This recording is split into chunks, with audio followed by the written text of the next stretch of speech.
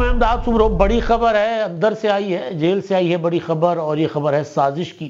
پاکستان کے خلاف جیل میں ایک بہت بڑی سازش رچی گئی ہے، اور یہ سازش پاکستان کی معیشت، پاکستان کی سلامتی، پاکستان کے دفاع، اور مجموعی طور پر آپ کہہ سکتے ہیں کہ پاکستان کے خلاف ایک بہت بڑی سازش ہے۔ اب تک جتنی بھی پاکستان کے خلاف سازشیں ہوئی ہیں ان میں سے ایک بڑی سازش کو کہا جا سکتا ہے، اور اس کا اعلان سازش کرنے والوں نے خود ہی کر دیا ہوا ہے۔ سازش بڑی عجیب و غریب قسم کی ہے، سنگین ہے، بلکہ عجیب و غریب نہیں، سنگین سازش ہے۔ اس سے پہلے بھی اس طرح کی سازشیں ہوتی رہی ہیں، لیکن سازش کرنے والوں نے اعلان نہیں کیا تھا، یا جن کے اوپر سازش کا الزام تھا انہوں نے اعتراف نہیں کیا تھا۔ مگر یہ جو سازش ہے پاکستان کو کنگال کرنے کی، پاکستان کے اندرونی معاملات میں مداخلت کی، عالمی طاقتوں کو اور ساہوکاروں کو دعوت دینے کی، یعنی وہ آئیں اور پاکستان کے اندر کے معاملات خود دیکھیں، خود سنبھالیں، ایک طرح سے پاکستان کی جو ہے وہ خود مختاری اس کو ٹیک اوور کرنے کی کے لیے خط لکھنے کی بات کی گئی ہے۔ کس نے بات کی ہے، کس نے اعلان کیا ہے؟ جناب عمران خان صاحب، قیدی نمبر 804۔ انہوں نے اعلان کیا ہے، انہوں نے کہا ہے کہ جناب پاکستان کے اندر جو بیرونی قوتیں ہیں، جو عالمی ساہوکار ہیں، جن کے متعلق یہ کہا جاتا رہا ہے کہ وہ پاکستان کی ایٹمی صلاحیت، پاکستان کے دفاع اور اس کو کمپرومائز کرنا چاہتے ہیں قرضے کے نام پر اور دیگر جو ہے وہ بہانوں سے، ہیلے بہانوں سے، ان کو بہانہ فراہم کرنے کا، ان کو بہانہ بلکہ جواز فراہم کر دیا گیا ہے یا کرنے کی کوشش کی جا رہی ہے۔ میں کیونکہ یہ ایسا معاملہ ہے، موضوعات پر میں عموماً بات نہیں کرتا، اور میں کسی پر اس طرح کا الزام لگانے کے حق میں بھی نہیں ہوتا کہ آپ کسی کو یہ کہیں کہ اس نے ملک کے خلاف سازش کی۔ لیکن جب بندہ خود اعتراف کرے، بات سامنے لے کر آئے اور کہے کہ جناب یہ چیزیں جو ہیں وہ عالمی ساہوکار آ کر پاکستان میں خود دیکھیں، خود آ کر آڈٹ کریں، تو پھر ہم کیا کر سکتے ہیں؟ آپ کو یاد ہوگا ایک جلسہ ہوا تھا اکتوبر 2011، 30 اکتوبر شاید، جس سے اٹھان ہوئی تھی عمران خان صاحب کی۔ عمران خان صاحب پاکستان کی سیاست کے افق پر ایک نئے لیڈر کے طور پر نمودار ہوئے تھے۔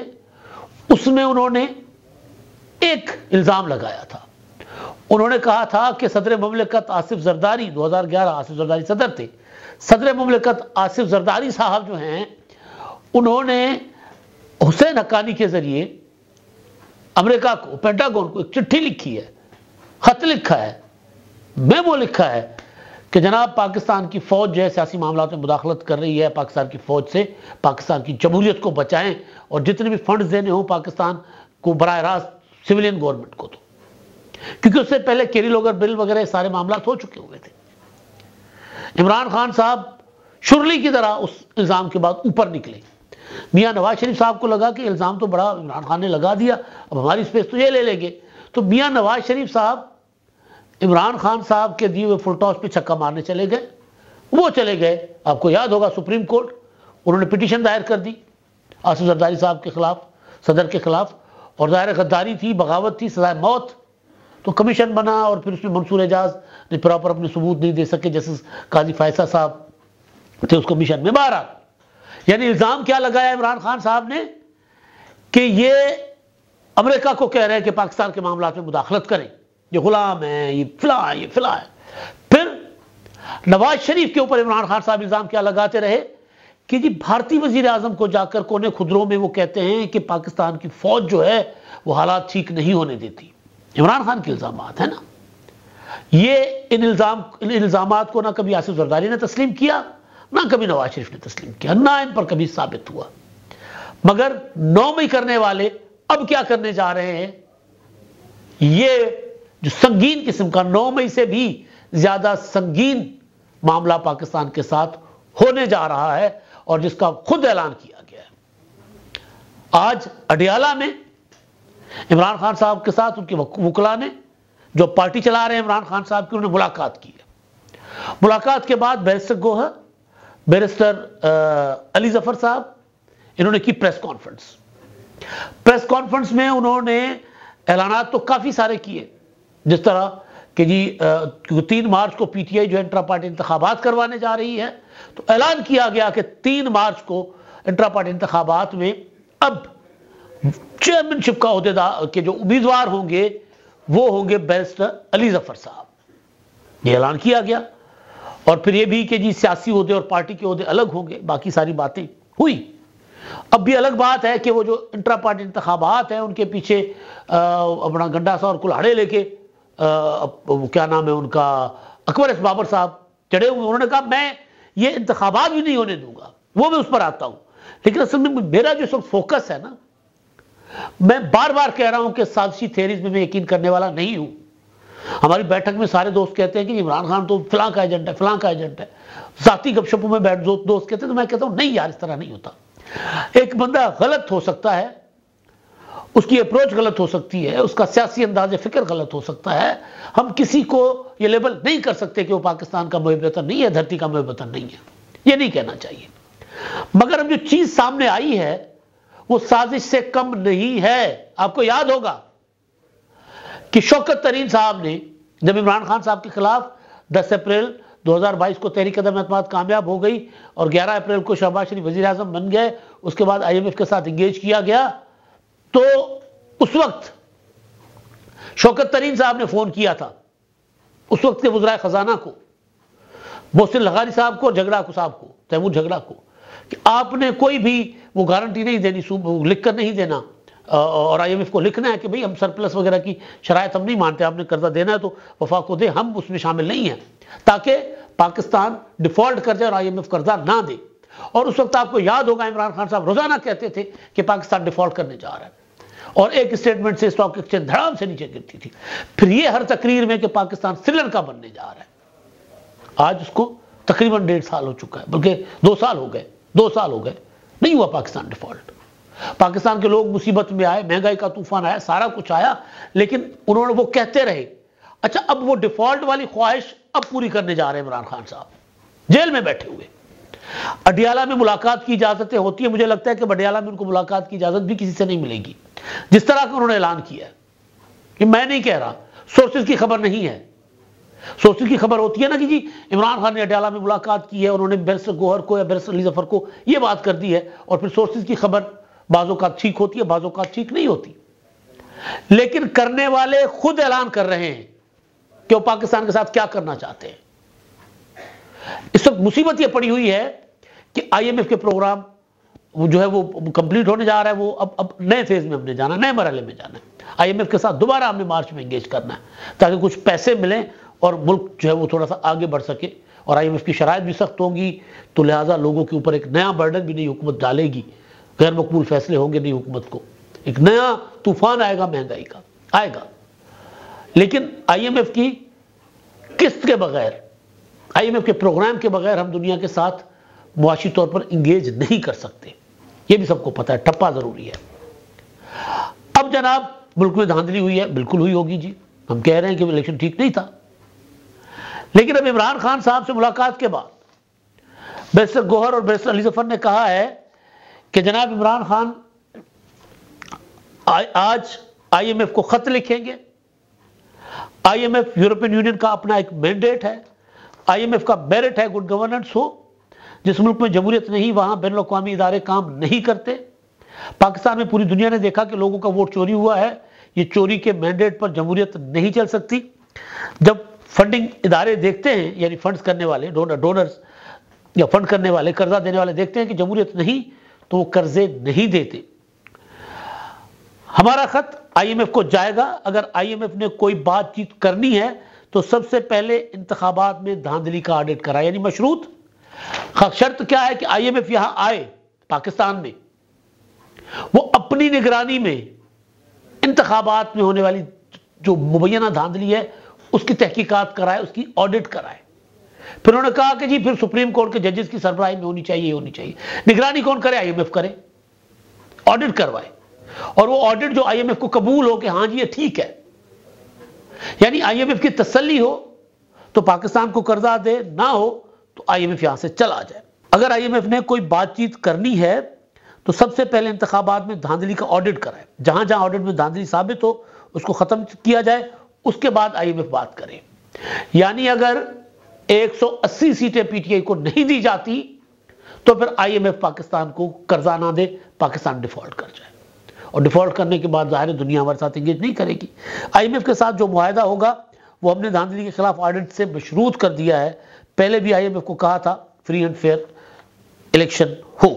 اب پہلے بھی ایک تھا نا کہ عمران خان کے پاس IMF کا وفد چلا گیا، پیپلز پارٹی کے نوید قمر صاحب سے اور دوسرے قائدین سے ملاقات ان کی ہوئی۔ نون لیگ تو براہ راست حکومت میں تھی، وزیر خزانہ تھے مسلم لیگ نون کے، تو باقی پارٹیوں کو بھی انہوں نے انگیج کیا تھا۔ اب بھی یہ کہہ رہے ہیں کہ بھائی یہ ہے وہ میمو، منصور اعجاز والا میمو جو تھا، حسین حقانی نے لکھا تھا یا نہیں لکھا تھا ہمیں نہیں پتا، انہوں نے کوئی پاکستان کے خلاف سازش کی تھی یا نہیں کی تھی۔ ایبسولوٹلی ناٹ والے کہہ رہے ہیں کہ پاکستان کے اندر گھسیں، پاکستان کے اندر آ کر جو ہے آڈٹ کریں عالمی ساہوکار عالمی ادارے۔ IMF امریکہ کی مرضی کے بغیر تو کچھ نہیں کرتا نا۔ IMF آپ کو قرضہ دے گا جب امریکہ آپ سے راضی ہوگا۔ تو جس امریکہ کو ایبسولوٹلی ناٹ کہہ رہے تھے، چند دن پہلے بیرسٹر سیف نے عمران خان صاحب سے ملاقات کرنے کے بعد کہا تھا کہ جناب عمران خان صاحب نے کہا ہے کہ امریکہ کو کہے کہ پاکستان میں ہونے والی دھاندلی کا نوٹس لے اور اس کی تحقیقات کروائے اور پاکستان کو پر پریشر ڈالے کہ جو ہمیں ہماری سیٹیں دلوائی جائیں، یعنی امریکہ کو مداخلت کی دعوت۔ ایبسولوٹلی ناٹ، ایبسولوٹلی ناٹ کے سوال پر جب ایک صحافی عمران خان کی بہن سے بات کرتے ہیں، سوال کرتے ہیں، تو ان کو کہا جاتا ہے کہ تم چھوٹے چھوکرے عمران خان کے متعلق سوال کرتے ہو، بدتمیز، اسٹوپڈ، یہ باتیں کر رہے ہیں نا۔ تو یہ اب عمران خان صاحب یہ کیا اعلان کر رہے ہیں کہ ہم IMF کو خط لکھیں گے، پاکستان میں آئے، پاکستان کے اندر ہونے والی دھاندلی کی خود تحقیقات کروائے، اور اگر وہ اور ہمیں ہماری سیٹیں دلوائے تو پھر IMF پاکستان کے ساتھ انگیج کرے، ورنہ نہ کرے۔ یعنی عمران خان وزیر اعظم ہوگا تو ہم پاکستان کو چلنے دیں گے، ورنہ نہیں چلنے دیں گے۔ یہ اپروچ اینٹی اسٹیٹ اپروچ ہے۔ معذرت کے ساتھ میں کبھی، آپ نے میرے ویلاگ سنے ہوں گے، میں کبھی اس طرح کی بات نہیں کرتا۔ 9 مئی کہہ رہے تھے عمران خان کے مخالفین کہ پاکستان کے خلاف ایک بہت بڑی سازش تھی، ہم تو واقعات پر بات کرتے تھے، لیکن اب یہ 9 مئی سے بھی بڑا واقعہ ہے، بڑا پاکستان کے ساتھ ایک بڑی واردات کرنے کا اعلان ہوا ہے۔ یہ کوئی چھوٹا معاملہ نہیں ہے۔ جب اس کا پریشر آئے گا، چیزیں آئیں گی تو اس کی وضاحتیں آنا شروع ہو جائیں گی، لیکن ریکارڈ پر ہے پریس کانفرنس جو کی گئی ہے اور سنی ہے ہم نے۔ یہاں پر میں نے کہا نا کہ نواز شریف اور آصف زرداری نے مودی کو یا امریکہ کو کچھ کہا تھا، نہیں کہا تھا، ثابت نہیں ہوا تھا، لیکن یہ خود اعتراف کر رہے ہیں۔ یہاں پر بھٹو کو پھانسی لگا دی گئی، ضیاء کے 11 سال مارشل لا رہا، لیکن یہاں پر کبھی یہ نہیں کہا گیا کہ پاکستان کی ریاست کے ساتھ انگیج کرنا بند کر دیں۔ محترمہ بینظیر بھٹو شہید ہو گئی، پاکستان کھپے کا نعرہ لگا۔ نواز شریف 2 بار جلاوطن ہوئے، انہوں نے کہا کہ میرے سینے میں کئی راز دفن ہیں لیکن میں نہیں کھولوں گا، میرے ساتھ قبر میں جائیں گے، کیونکہ وہ ریاست اور پاکستان کے مفاد میں ہے کہ وہ میں نہ سامنے لاؤں۔ محترمہ بینظیر بھٹو شہید 1997 میں بدترین دھاندلی کے بعد صرف 16 سیٹوں پر محدود کر دی گئی تھی ان کی جو سیٹیں تھیں یا ان کی نمائندگی پارلیمنٹ میں۔ انہوں نے سڑکوں پر آئی، انہوں نے تحریک چلائی، انہوں نے یہ نہیں کہا کہ پاکستان کے ساتھ دنیا انگیج کرنا بند کر دیں۔ یہ رویہ، یہ اب اس پر سوچنا ہوگا سب کو، جو سپورٹ کرتے ہیں عمران خان صاحب کو، وہ بھی سوچیں کہ ہونے کیا جا رہا ہے یہ، کیونکہ پاکستان کسی ایک کا ملک تو نہیں ہے۔ آصف زرداری صاحب کہتے ہیں کہ یار جانے والے چلے جائیں گے، یہ 25 کروڑ لوگوں کا ملک ہے، باقی لوگ کہاں جائیں گے؟ تو میرے پاس حکومت ہے، میں کھیلوں گا تو کھیلنے دوں گا، ورنہ نہیں کھیلنے دوں گا۔ یہ کیا اپروچ ہے؟ دوسرا میں نے بات کی تھی کہ وہ جو کلہاڑے لے کر چل رہے ہیں ان کے عمران خان صاحب کے جو انٹرا پارٹی الیکشن میں کے معاملے پر، وہ عمران خان صاحب کے ساتھی سابق اکبر ایس بابر صاحب، جیسے ہی انہوں نے اعلان کیا کہ ہم 3 مارچ کو انٹرا پارٹی الیکشن کروانے جا رہے ہیں، تو وہ کہتے ہیں کہ 3 مارچ کو الیکشن نہیں کروا سکتے، میں پھر سپریم کورٹ میں جاؤں گا، میں پھر عدالت میں جاؤں گا، کیونکہ ان کے پاس لیگل کوئی اتھارٹی نہیں ہے کہ کسی پارٹی کا الیکشن کروا سکیں۔ پہلے لیگل اتھارٹی لیں۔ وہ کہہ رہے ہیں کہ پارٹی دفاتر استعمال نہیں کر سکتے بیرسٹر گوہر یا دوسرے، کیونکہ ان کا جو الیکشن تھا، الیکشن کمیشن نے کالعدم قرار دے دیا، سپریم کورٹ نے کالعدم قرار دے دیا تھا۔ انہوں نے کہا اگر یہ الیکشن کروائیں گے تو لیگل ہوگا، اور میں اس الیکشن کے خلاف بھی میں اپنا جاؤں گا الیکشن کمیشن میں اور عدالت میں۔ خیر وہ اب جاتے ہیں نہیں جاتے، لیکن مجھے یہ لگ رہا ہے کہ انتخابات کے بعد عمران خان صاحب کو اور پی ٹی آئی کو جو تھوڑی سپیس ملنا شروع ہو گئی تھی، ضمانتیں ملنا شروع ہو گئی، جو روپوش لوگ تھے باہر آنا شروع ہو گئے، ایکٹیویٹی پی ٹی آئی نے کی، اور اب ان کے خلاف اس طرح کلہاڑے لے کے ریاستی ادارے نہیں پڑے ہوئے، ذرا وہ ان کو اسپیس دینے کی کوشش کی جا رہی ہے۔